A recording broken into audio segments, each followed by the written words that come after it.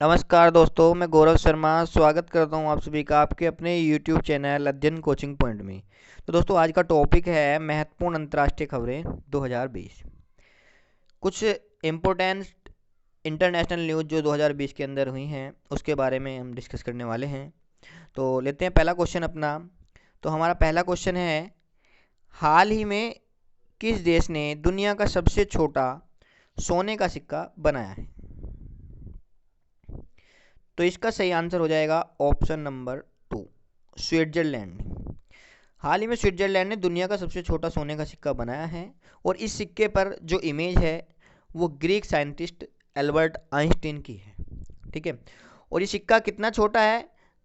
1.4 Frank का ये सिक्का है, स्विस फ्रैंक का, क्योंकि वहाँ की मुद्रा फ्रैंक है। ठीक है। तो 1.4 फ्रैंक का है। अब अगर हम इसके व्यास की बात करें तो 2.96 लगभग 3 mm का ये सिक्का है। ठीक है। और इसके वेट जो है वो 0.063 ग्राम है इसका वेट। ठीक है। और इसकी अगर वैल्यू की बात करें कि अगर कंपेयर हम इसके करें 1/4 स्विस की, मतलब 0.25 स्विस फ्रैंक की डॉलर से, तो वो $0.26 के करीब बैठता है। ठीक है। अगर बात करें स्विट्जरलैंड की, तो स्विट्जरलैंड ने अभी हाल ही में एक और सिक्का जारी किया है जो वेरी इंपॉर्टेंट है। क्या है कि वहाँ के टेनिस प्लेयर हैं रोजर फ्रेडर। रोजर फ्रेडर एक ऐसे एकमात्र शख्सियत हैं जो जीवित होने पर इनके नाम पर सिक्का बनाया गया है। ऐसे एकमात्र खिलाड़ी हैं। ठीक है।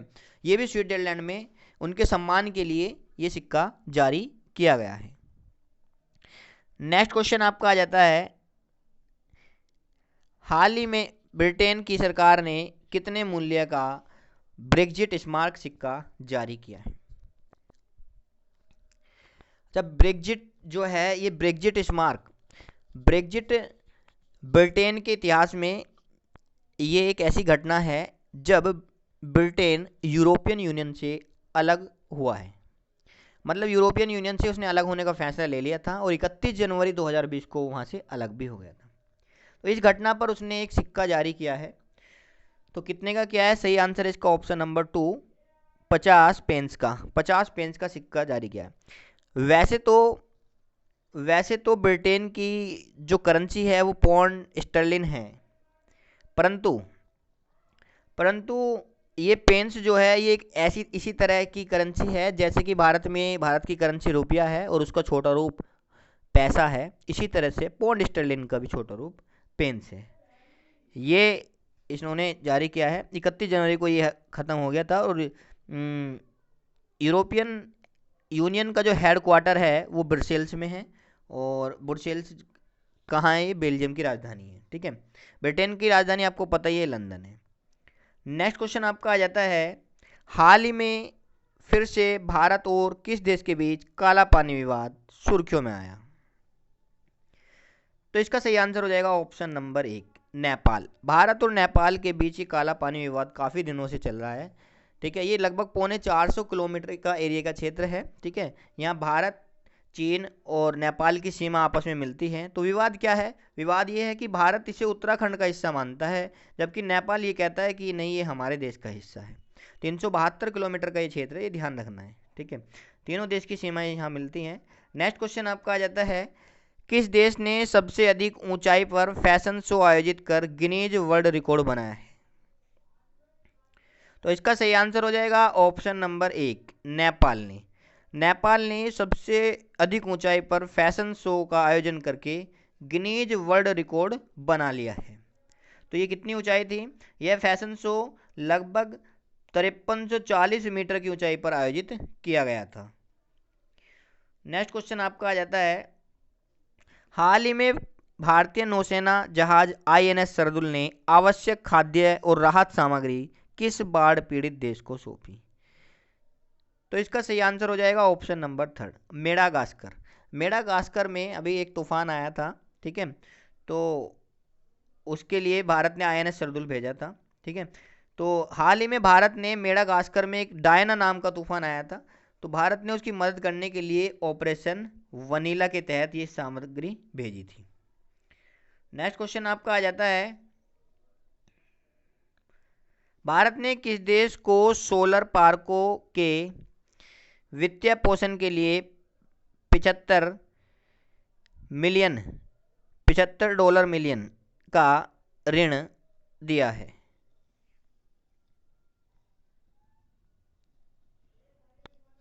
तो इसका सही आंसर हो जाएगा option number 2, Cuba.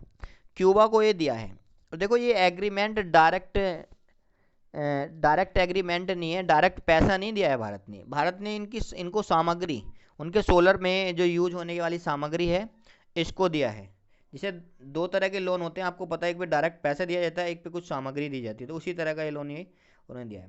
Next question आपका आ जाता है, हाल ही में किस जीव की नई प्रजाति की खोज पर उसका नाम स्वीडन की पर्यावरण कार्यकर्ता ग्रेटा थुनबर्ग के नाम पर रखा गया?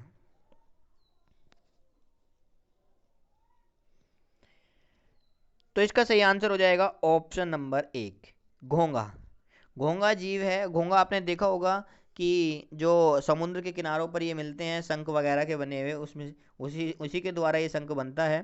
ठीक है, तो इस प्रजाति को ग्रेटा थुनबर्ग के नाम पे बताया गया है, ये है घोंगा की। ठीक है, घोंगे के नाम, और इसका नाम क्या रखा गया है ये देख लेना है आपको, क्रेस्पोड क्रिस क्रेस पेड्रो ट्रोपिस ग्रेटा थुनबर्ग रखा गया है। ठीक है,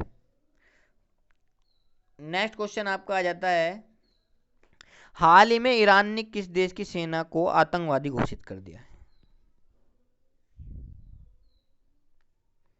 तो इसका सही आंसर है ऑप्शन नंबर 3, अमेरिका की सेना को। देखो अभी एक घटना हुई थी, अमेरिका की सेना ने जो है ईरान की सेना का कमांडर जो है वो मार दिया था। ठीक है, देखो ईरान में दो तरह की सेना है, एक तो गृह सेना है, जैसे कि मतलब देश की रक्षा करती है। कुर्द सेना है। ठीक है, कुर्द सेना का जो है वो कमांडर अमेरिका ने मार दिया था, क्योंकि अमेरिका ने उस संगठन को, ईरान की सेना, कुर्द सेना को आतंकवादी घोषित कर रखा था। वैसे तो देखो अगर किसी देश के कमांडर को मार दिया जाए, सेना के कमांडर को, तो ये युद्ध होने के चांस बन जाते हैं, परंतु अगर आपने पहले से ये आतंकवादी घोषित कर रखा है तो इसमें फिर युद्ध का चांस नहीं बनता है। तो इसी से क्षुब्ध होकर ईरान ने भी अमेरिका की सेना को क्या कर दिया है, आतंकवादी घोषित कर दिया है। नेक्स्ट क्वेश्चन है आपका, हाल ही में किस देश ने दुनिया का सबसे बड़ा रेडियो टेलीस्कोप शुरू किया है? तो इसका सही आंसर है ऑप्शन नंबर 3, चीन ने दुनिया का सबसे बड़ा रेडियो टेलीस्कोप शुरू किया है। इस टेलीस्कोप का जो आकार है वो 30 फुटबॉल ग्राउंड के बराबर है, कि अगर आप 30 फुटबॉल ग्राउंड्स को ऐड कर लो, इतना बड़ा ये टेलीस्कोप है, और ये चीन के गुइजांग शहर में है।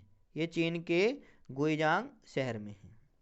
नेक्स्ट क्वेश्चन आपका आ जाता है, हाल ही में कौन सा देश यूरोपियन यूनियन से अलग हो गया है? अभी मैंने हाल ही में आपको बताया था कि जिसने सिक्का जारी किया था ब्रेग्जिट स्मारक, तो ब्रिटेन, ऑप्शन नंबर 4 इसका सही आंसर हो जाएगा। और अब यूरोपियन, पहले उसमें 28 सदस्य थे, अब कितने रह गए? 27। इसका हेडक्वार्टर्स मैंने आपको बताई है, ब्रुसेल्स में, बेल्जियम की राजधानी। ठीक है, नेक्स्ट क्वेश्चन आपका आ जाता है, हाल ही में किस देश ने नाटो का सदस्य बनने के लिए मंजूरी दी है?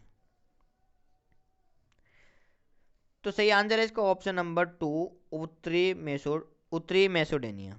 उत्तरी मैसेडोनिया को जो है नाटो का सदस्य बनने की मंजूरी मिल गई है। नाटो का जो हेडक्वार्टर है वो ब्रुसेल्स में है, बेल्जियम में, और उत्तरी मैसेडोनिया जो है ये इसका 30वां सदस्य बना है। नाटो की फुल फॉर्म आप जानती हैं, North Atlantic territory organisation. Next question आपका आ जाता है, हाल ही में बांग्लादेश हाईकोर्ट ने किसे बांग्लादेश का राष्ट्रीय नारा बनाए जाने का आदेश दिया है? तो इसका सही आंसर है ऑप्शन नंबर 2, जय बांग्ला। बांग्लादेश के हाईकोर्ट ने बांग्लादेश के लिए राष्ट्रीय नारा बनाए जाने का आदेश जय बांग्ला वाक्य को दिया है। और यही जो नारा था ये तुम्हारा ये बांग्लादेश पाकिस्तान का जो युद्ध था 1971 का, उसमें भी ये स्वतंत्रता संग्राम सेनानियों ने ये गाया था। ठीक है, 1977 में जय जय बांग्ला, ठीक है, उनका प्रमुख नारा था। नेक्स्ट क्वेश्चन आपका आ जाता है, हाल ही में किस देश ने भारतीय पर्यटकों पर सतत विकास कर लगाने की घोषणा की है? तो इसका सही आंसर हो जाएगा ऑप्शन नंबर थर्ड, भूटान। देखो भूटान में पहले जो है जो थे पर्यटक, उन पर जो है टैक्स नहीं लगता था, कर नहीं लगता था, ठीक है। परंतु अब भूटान ने इस पर कर लगाने का फैसला लिया है। नेक्स्ट क्वेश्चन आपका आ जाता है, हाल ही में किस देश ने सनस्क्रीन को प्रतिबंधित कर दिया है? तो इसका सही आंसर हो जाएगा option number to, Palau. Palau ने सनस्क्रीन को प्रतिबंधित कर दिया। देखो पलाऊ में जो तैराकी है वो मोस्ट प्रचलित गेम है, ठीक है। तो वहाँ सबसे ज़्यादा तैराकी होती है। तो अब क्या क्यों बंद किया है ये पलाऊ ने? तो इसलिए किया है क्योंकि देखो लोग जो हैं वहाँ के, तो वो सनस्क्रीन से बॉडी पर लगा के और वो जैसे ही नीचे जाते थे तो उससे जो है वहाँ के प्रवालों को, जो कोरल लीफ थी, उन्हें बहुत नुकसान हो रहा था। कोरल लीफ जो होते हैं ना नीचे, घास फूस सी बहुत अच्छी, वो दवाइयों में काम आती है, तो उनको बहुत नुकसान हो रहा था जिससे वो नष्ट हो रही थी। इसलिए सनस्क्रीन में जो केमिकल्स होते हैं वो उसको डैमेज कर रहे थे, इसलिए सनस्क्रीन को ही वहाँ उन्होंने प्रतिबंधित कर दिया है। नेक्स्ट क्वेश्चन है आपका, भारत के 71वें गणतंत्र दिवस समारोह में मुख्य अतिथि कौन थे? तो इसका सही answer option number two, Jair Bolsonaro. Jair Bolsonaro थे और वे ब्राजील के राष्ट्रपति हैं, ये आपको पता ही है। नेक्स्ट क्वेश्चन आपका आ जाता है, 1 जनवरी 2020 को किस देश में सबसे ज़्यादा बच्चों का जन्म हुआ है? तो इसका सही आंसर हो जाएगा ऑप्शन नंबर एक, भारत। 1 जनवरी 2020 को भारत में सबसे ज़्यादा बच्चों का जन्म हुआ है। भारत में कुल 67,385 बच्चों का जन्म हुआ इस दिन, जबकि चीन में 46,299 का बच्चों के साथ दूसरे स्थान पर रहा। ये रिपोर्ट जो है यूनिसेफ ने जारी की है, ठीक है, जिसमें यह भी बताया गया है कि नव वर्ष पर विश्व में 3,92,078 बच्चों का जन्म हुआ। सबसे ज़्यादा भारत का 67,385, ये ध्यान रख लेना है, ठीक है। नेक्स्ट क्वेश्चन आपका आ जाता है, किस अफ्रीकी देश में भारत का पहला महात्मा गांधी कन्वेंशन सेंटर खोला गया है? तो इसका सही आंसर हो जाएगा option number to, niger. Niger में पहला भारत का महात्मा गांधी कन्वेंशन सेंटर खोला गया है। और इसमें कौन कौन किस किस ने भाग लिया था? तो भारत के विदेश मंत्री एस जयशंकर और नाइजर के राष्ट्रपति महमदो इस्सौफू ने मिलकर इसका उद्घाटन किया था। नाइजर की कैपिटल जो है वो आपको पता ही है, निमे। नेक्स्ट क्वेश्चन है आपका, भारत किस देश को खसरे के प्रकोप से निपटने के लिए मदद कर रहा है? तो इसका सही आंसर है ऑप्शन नंबर फोर, मालदीव। देखो मालदीव में ऐसा था कि मालदीव ने अपने आप को खसरा मुक्त घोषित कर दिया था, क्योंकि लगातार 3 दशक से वहाँ पे कोई भी खसरे का पेशेंट नहीं मिल रहा था। परंतु अचानक से कम 8-10 पेशेंट उन्हें एकदम से मिले हैं, इसके लिए उन्हें खतरा महसूस हुआ है। तो भारत से लगभग कम से कम 30,000 टीकों का प्रबंध उन्होंने कराया है, 30,000 टीकों की मांग की है। हाँ, तो खसरे के नए मामले सामने आए हैं मालदीव में। नेक्स्ट क्वेश्चन आपका, हाल ही में किस देश ने हाइड्रोक्लोरोफ्लोरोकार्बन 141B का उपयोग बंद कर दिया है? इसका सही आंसर है ऑप्शन नंबर थर्ड, भारत ने। हाल ही में भारत ने हाइड्रोक्लोरोफ्लोरोकार्बन 141B का उपयोग बंद कर दिया गया है। क्यों बंद कर दिया है? क्योंकि देखो इसकी हाइड्रोक्लोरोफ्लोरोकार्बन जो है 141B, इसका उपयोग फोम के निर्माण में किया जाता था, और ये जो है ओजोन परत को काफ़ी नुकसान पहुंचा रहा था। ओजोन परत को ये काफ़ी नुकसान पहुंचा रहा था, इसलिए इसको बंद कर दिया गया है। नेक्स्ट क्वेश्चन आपका आ जाता है, हाल ही में किस देश ने पुनः कॉमनवेल्थ देशों की सदस्य ग्रहण कर ली है? तो इसका सही आंसर हो जाएगा ऑप्शन नंबर थर्ड, मालदीव ने। देखो मालदीव ने कॉमनवेल्थ गेम से, कॉमनवेल्थ खेलों से त्याग दे दिया था, ठीक है, सदस्यता त्याग दी थी, परंतु पुनः उन्होंने कॉमनवेल्थ गेमों की देशों की जो है सदस्य ग्रहण कर ली है। नेक्स्ट आपका आ जाता है, हाल ही में ब्रिटेन के प्रिंस चार्ल्स ने किस देश के लिए चिल्ड्रंस प्रोटेक्शन फंड लॉन्च किया है? तो इसका सही आंसर है ऑप्शन नंबर 4, भारत की। भारत के लिए उन्होंने चिल्ड्रंस प्रोटेक्शन फंड लॉन्च किया है। देखो इसमें क्या है कि चिल्ड्रन सेफ्टी के लिए, जैसे लेबर चिल्ड्रन होते हैं तो उनकी बीमारियां वगैरह बहुत सारी चीज़ें हैं, उनके बारे में आर्थिक स्थिति के लिए उन्होंने एक फंड लॉन्च किया जो भारत को दान किया है, भारत की हेल्प करने के लिए। नेक्स्ट क्वेश्चन आपका आ जाता है 24 से 25 फरवरी के दौरान किस देश के राष्ट्रपति भारत की यात्रा पर आए थे? तो इसका सही आंसर हो जाएगा ऑप्शन नंबर 4, अमेरिका। 24 से 25 फरवरी के दौरान अमेरिका के राष्ट्रपति भारत की यात्रा पर आए थे, डोनाल्ड ट्रंप। और अमेरिका के राष्ट्रपति डोनाल्ड ट्रंप ने गुजरात में स्थित दुनिया का सबसे बड़े क्रिकेट स्टेडियम मोटेरा स्टेडियम का उद्घाटन किया था। और यहाँ 1 लाख कम से कम 10,000 बच्चे लोग बैठ सकते हैं, ठीक है। तो उससे पहले ऑस्ट्रेलिया में सबसे बड़ा था, अब ये सबसे बड़ा हो गया है, ठीक है। नेक्स्ट क्वेश्चन है आपका, किस देश के राष्ट्रपति मार्सेलो रेबेलो डिसूजा भारत के 4 दिवसीय यात्रा पे आए थे? तो इसका सही आंसर हो जाएगा ऑप्शन नंबर 3, पुर्तगाल। पुर्तगाल के जो राष्ट्रपति हैं मार्सेलो रेबेलो डिसूजा, वो भारत की 4 दिवसीय यात्रा पर आए थे। नेक्स्ट क्वेश्चन है आपका, पुर्तगाल के सहयोग से किस राज्य में राष्ट्रीय समुद्री विरासत कॉम्प्लेक्स की स्थापना की जाएगी? ये तभी हुआ था जब वो 4 दिवसीय यात्रा पर आए थे। तो सही आंसर है इसका ऑप्शन नंबर 4, गुजरात में राष्ट्रीय समुद्री विरासत कॉम्प्लेक्स जो है वो पुर्तगाल के सहयोग से उसकी स्थापना की जाएगी और यह गुजरात के लोथल में बनाया जाएगा, ध्यान रखना है। नेक्स्ट क्वेश्चन आपका है कि हाल ही में निःशुल्क सार्वजनिक परिवहन की सुविधा प्रदान करने वाला दुनिया का पहला देश कौन बन गया है? तो इसका सही आंसर है ऑप्शन नंबर 1, लग्जमबर्ग। निःशुल्क सार्वजनिक परिवहन सभी के लिए उसने जो है यात्रा फ्री कर दी है और ऐसा जो है वो दुनिया का पहला देश बन गया है। ऐसा उसने क्यों किया? क्योंकि पॉल्यूशन को कंट्रोल करने के लिए, ठीक है।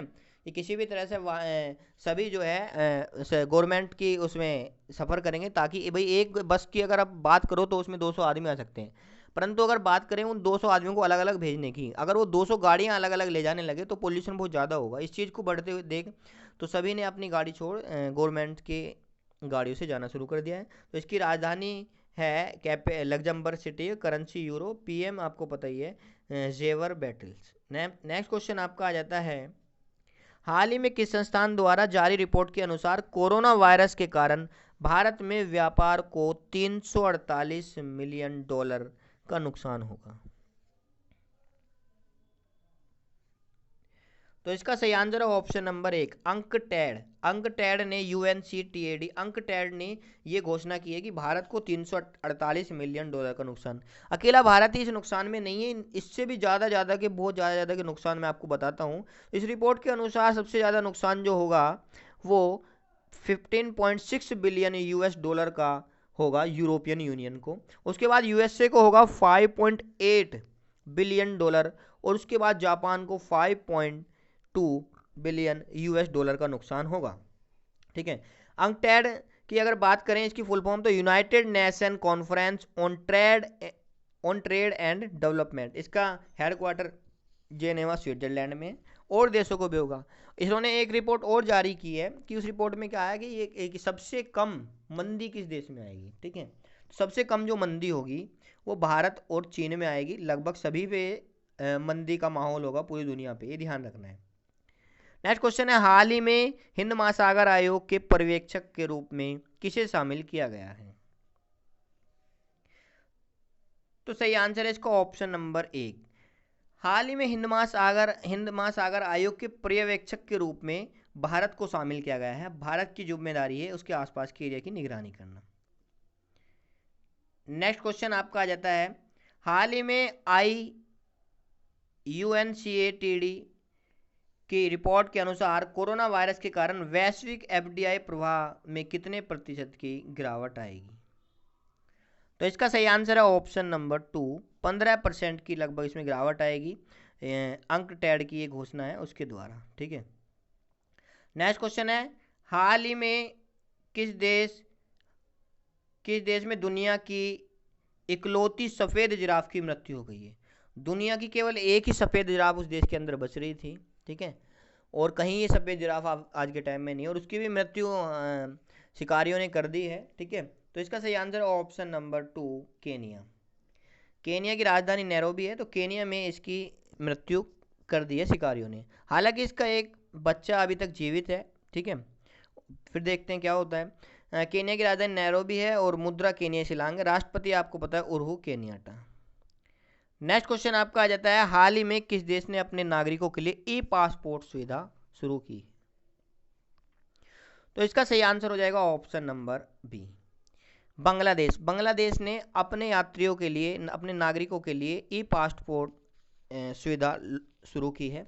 इसके तहत देखो अब आपको ऑनलाइन ही अपना डाटा, सब कुछ डाटा ऑनलाइन ही फिक्स करके, फिलअप करके आप पासपोर्ट बना सकते हैं, कहीं भी जा सकते हैं। आपका पासपोर्ट जो है वो चेक इस तरह से नहीं होगा, ऑनलाइन आप उन्हें दिखा सकते हैं। ठीक है, तो ये, तो दोस्तों ये वीडियो कंप्लीट हुई। आपके लिए क्वेश्चन है, तो क्वेश्चन ये है कि हाल ही में फिर से भारत और किस देश के बीच काला पानी विवाद सुर्खियों में आया है? इसका आंसर आपको कमेंट बॉक्स में बताना है। दोस्तों हमारी ये वीडियो कंप्लीट हुई। अगर आपको हमारी ये वीडियो अच्छी लगी है तो प्लीज़ इसे लाइक करें, शेयर करें। कमेंट में कोई भी प्रॉब्लम हो तो हमें बताएं। चैनल सब्सक्राइब करना बिल्कुल ना भूलें, बेल आइकन जरूर दबाएं ताकि आपको हमारी वीडियो सबसे पहले मिल सके। धन्यवाद। शेयर ज़रूर कर दें, देखो बहुत मेहनत लगती है बनाने में।